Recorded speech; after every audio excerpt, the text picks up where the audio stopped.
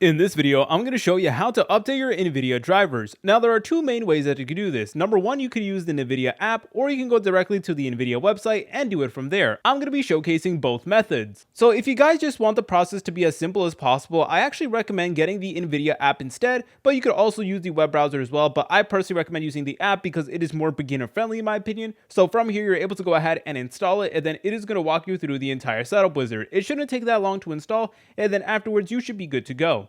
Okay, so I already have the NVIDIA app over here, so here it is.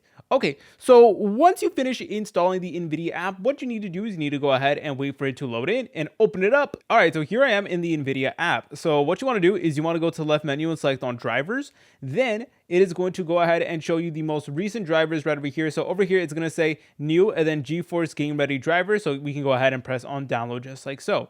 Now there are two different drivers out there. There's Game Ready driver and Studio driver. Game Ready driver is obviously meant for gaming, and that is the one that is updated more frequently. So you can go ahead and update the driver from here by just pressing on download. You can also press on this refresh button if you want to go ahead and check for updates. So I'm just going to go ahead and download this right over here, and then you should be good to go. Now, if you're trying to do it on the web browser, then what you want to do is you want to look up NVIDIA driver website right over here, then select on this site right over here. And what you need to do is you need to manually enter in your graphics card. So you need to go ahead and manually enter it in so you can sort between like GeForce, RTX, etc. So you will need to go ahead and go through all these filters. And then over here, it is actually going to give you a download for the driver as well. So that is definitely an option you have. So let's say for this example, we were to go ahead and find the driver for these specifications. Then we can go ahead and press on view.